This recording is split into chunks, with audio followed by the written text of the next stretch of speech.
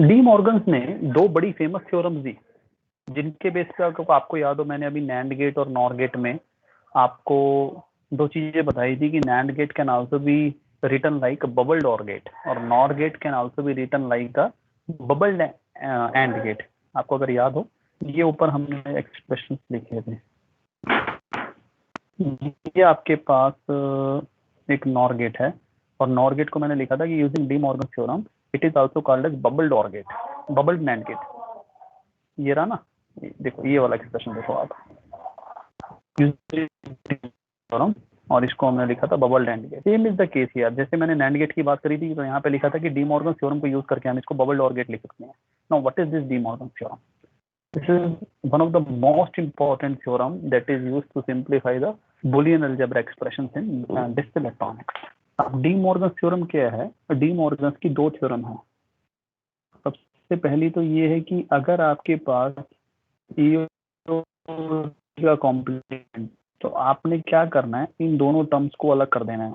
देखो बड़ा सिंपल सा फंडा है, आपको कंफ्यूज नहीं होना, बहुत आसान थ्योरम है, लेकिन अगर आप इसको नहीं समझोगे तो चीजें कॉम्प्लेक्स होंगी। आपके पास दो नंबर हैं ए और बी लेफ्ट हैंड साइड पे, दोनों का मल्टीप्लिकेशन है और दोनों का कंबाइंड जो है कॉम्प्लीमेंट है।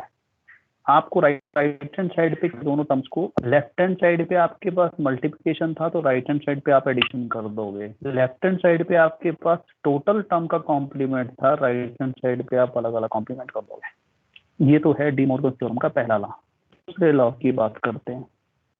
अगर आपके पास ए और बी का होल कॉम्प्लीमेंट है, आपके पास लेफ्ट हैंड साइड पे कितनी टर्म्स हैं? दो। तो पहले तो आप इन दोनों टर्म्स को लिखोगे। आप ये बताओ, लेफ्ट हैंड साइड पे प्लस है तो राइट हैंड साइड पे मल्टीप्लिकेशन आ जाएगा। अब लेफ्ट हैंड साइड पे आपके पास दोनों टर्म कंबाइंड कॉम्प्लीमेंट है तो राइट हैंड साइड टर्म्स का कॉम्प्लीमेंट। कोई डाउट किसी बच्चे को तो प्लीज बताइए। समझ आया? आपको क्या करना है, आपको ना तो लेफ्ट हैंड साइड ध्यान रखनी है ना राइट हैंड साइड ध्यान। जहां कहीं पे भी आपको एडिशन और मल्टीप्लिकेशन दिखें जिनके ऊपर कॉम्प्लीमेंट हो, इंडिविजुअली आपको straight forward D Morgan theorem apply कर देनी है। और डी मॉर्गन थ्योरम अप्लाई कैसे करनी है वो मैंने बता दिया। आप अगर लेफ्ट हैंड साइड में तो राइट हैंड साइड टर्म लिख दो और अगर राइट हैंड पे है तो लेफ्ट हैंड साइड। बड़ा सिंपल सा फंड है। जैसे अगर आप, मैं एग्जांपल लूं राइट हैंड साइड का, मान लिया, देखो इसको भूल जाओ, मान लिया आपके पास है ए डॉट बी का कॉम्प्लीमेंट, आप इसको डी मॉर्गन थ्योरम लिखनी है। आपके पास कितनी टर्म्स हैं? दो टर्म्स हैं, तो पहले तो आप इन दोनों टर्म्स को लिखो। फिर आपके पास बीच में मल्टीप्लिकेशन है तो क्या लिखोगे? प्लस लिखोगे। फिर लेफ्ट हैंड साइड पे आपके पास इंडिविजुअल कॉम्प्लीमेंट है तो राइट हैंड साइड पे दोनों का कंबाइंड कॉम्प्लीमेंट आ जाएगा। आप इस टर्म को यहाँ से रिलेट कर सकते हैं इस लॉ को। या मैं ऊपर वाली बात करूं, मान लिया आपके पास a प्लस बी का होल कॉम्प्लीमेंट है। पहले आप क्या करेंगे? दोनों की दोनों टर्म्स लेंगे, बीच में प्लस है तो बीच में मल्टीप्लिकेशन हो जाएगा। लेफ्ट हैंड पे आपके पास दोनों टर्म्स का इंडिविजुअल कॉम्प्लीमेंट है तो राइट साइड पे दोनों टर्म्स का कंबाइंड कॉम्प्लीमेंट आ जाएगा। तो ये आपके पास हो गया लॉ नंबर 1। ये बात क्लियर हुई या नहीं हुई? मतलब मैंने इसका रिवर्स करके दिखाया जो आपने लॉ ऑलरेडी ऊपर लिखा हुआ था। कोई डाउट किसी बच्चे को तो प्लीज बताइए। सर इनका प्रूफ भी है? इनका प्रूफ है। इनका प्रूफ एक्चुअली ये, जैसे ये आपके सामने आपके टर्म लिखी हुई है, आपको अगर ये टर्म याद है तो इसके बेसिस पे मैं किसी भी थ्योरम को, कंसेंसस थ्योरम हो या इसको हम यूटिलाइज करके डी मॉर्गन थ्योरम से यूटिलाइज करके जितने भी बुलियन अलजेब्रा के प्रूफ हैं वो सारे हम इसके थ्रू करते हैं। यही इनका सबसे बड़ा प्रूफ है। Okay sir. Is it clear? तो इसके हम एग्जांपल्स कर सकते हैं जिसके बेसिस पे आप इसके डी मॉर्गन थ्योरम की वैलिडिटी आप कह लो या आप उसका प्रूफ कह लो, कुछ भी आप कह सकते हो कि डी मॉर्गन थ्योरम कैसे यूज करके हम एक्सप्रेशंस को सिंप्लीफाई कर रहे हैं।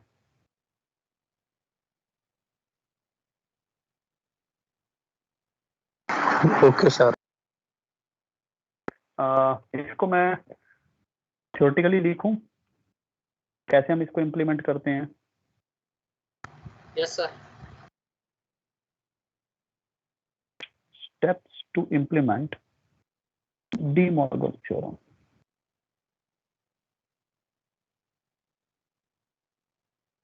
पहला स्टेप क्या है?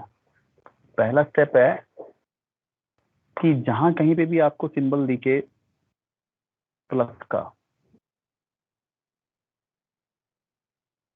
उसको किससे मल्टीप्लाई, उसको किससे रिप्लेस करना है, it is replace it with this. और अगर आपको ये वाला सिंबल दिखे तो उसको आपको प्लस से रिप्लेस करना है इन ए गिवन एक्सप्रेशन। ये तो समझ आ गया पहला एक्सप्रेशन, पहला रूल। और दूसरा स्टेप क्या, अगर आपके पास पूरी टर्म का कॉम्प्लीमेंट है तो इंडिविजुअल का ले लो, और अगर इंडिविजुअल का है तो पूरी का ले लो। Complement each of the term और variable in a given expression.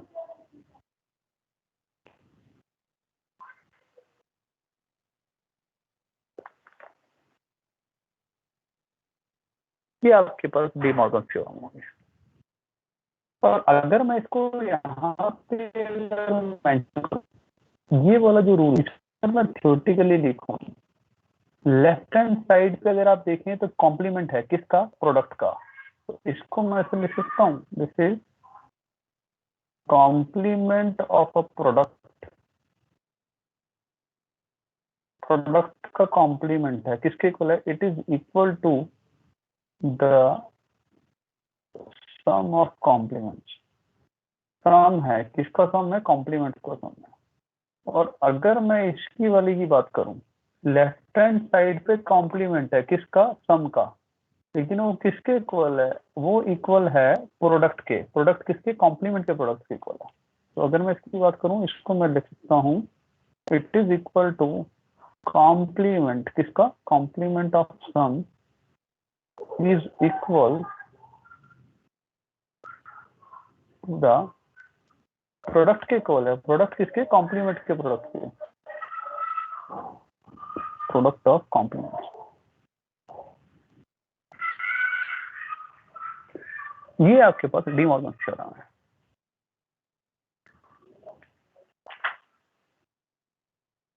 Is it clear?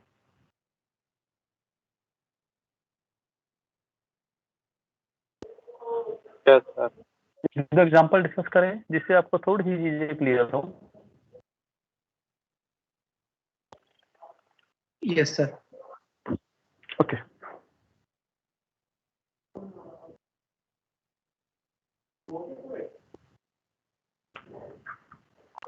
जैसे आपके पास कोई भी मैं एक्सप्रेशन देता हूँ, सिंपली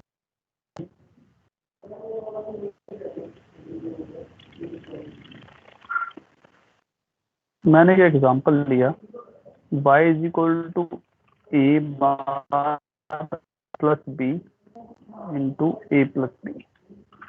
ये जो एक्सप्रेशन दिया, इसको मुझे सिंप्लीफाई करना है। कैसे सिंप्लीफाई कर सकता हूँ, ए बार इंटू ए, इसको इससे मल्टीप्लाई कर दिया, फिर ए बार इंटू बी, फिर बी इंटू ए, फिर बी इंटू बी, ये जीरो आ गया।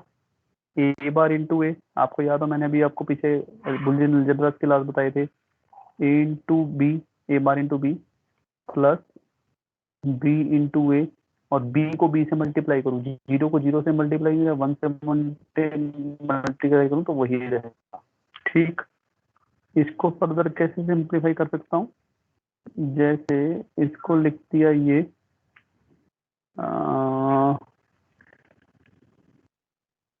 इसको फर्दर, ओके यहाँ से बी कॉमन ले लेते हैं, रुको। तो यहाँ से आ गया ए प्लस 1, और ए में कुछ भी ऐड करूं, 1 ऐड करूं या 0 ऐड करूं, तो ये हमेशा 1 में ए ऐड करूं या 0 ऐड करूं, कुछ भी ऐड करूं, ए कुड भी 0 और कुड भी 1, तो ये हमेशा 1 रहेगा। तो ये आ गया बी।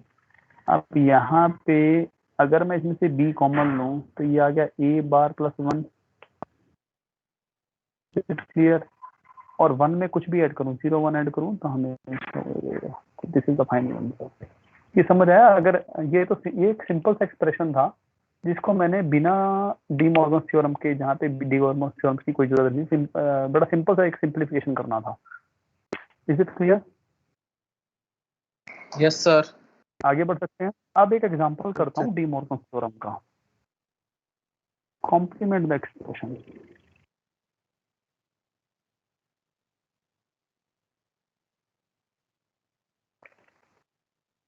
मान लिया आपके पास एक एक्सप्रेशन है y is equal to a bar b plus C D बार।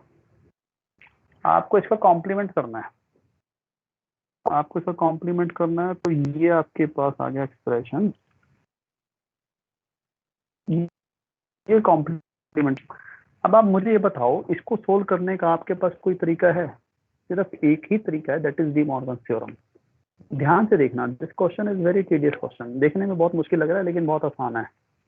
इसको मैं पूरी टर्म को x मान लूं और इस पूरी टर्म को y मान लूं, तो ये मेरे पास कुछ इस तरीके का एक्सप्रेशन है। और अगर मैं इसमें डी मॉर्गन थ्योरम अप्लाई करूं तो दो टर्म्स हैं, दोनों टर्म्स के बीच में लेफ्ट हैंड पे प्लस है तो राइट हैंड पे मल्टीप्लिकेशन आ गया। लेफ्ट हैंड पे पूरा इंडिविजुअल का है तो राइट हैंड साइड पे, लेफ्ट हैंड पे पूरे पे कॉम्प्लीमेंट है तो राइट हैंड पे इंडिविजुअल कॉम्प्लीमेंट आ गया, नहीं आ गया? कोई डाउट किसी बच्चे को? अब इस एक्सप्रेशन को मैं ऐसे लिख सकता हूं, ध्यान से देखिएगा। इसको मैं, ये x बार लिखना है तो इसको मैं लिख सकता हूँ a बार b का whole bar into C D bar का होल बार। सी यस और नो?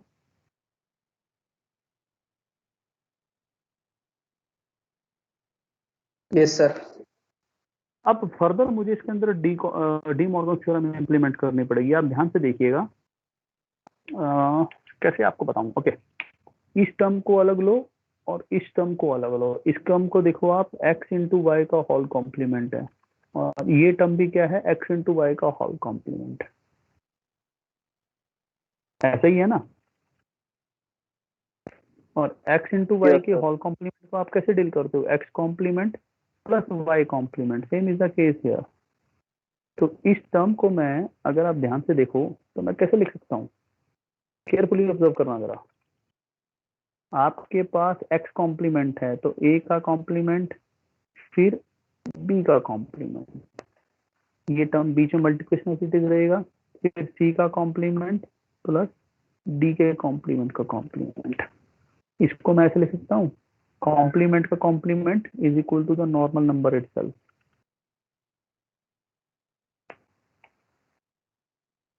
ये आपके पास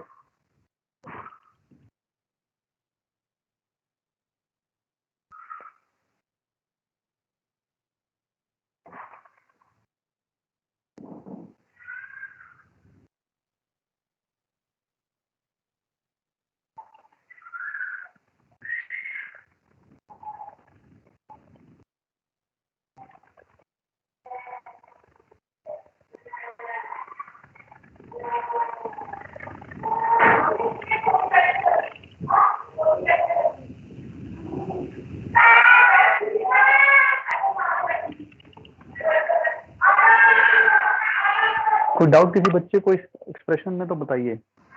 डी मॉर्गन थ्योरम का आपको समझ आ गया? Yes sir. Yes sir.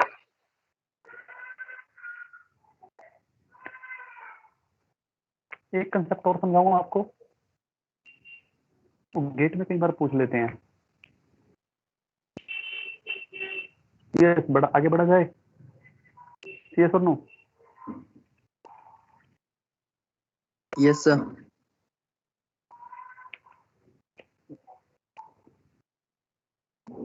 Concept of duality या प्रिंसिपल ऑफ डुअलिटी भी बोल देते हैं, बहुत प्रिंसिपल ऑफ डुअलिटी या how to find dual of an expression.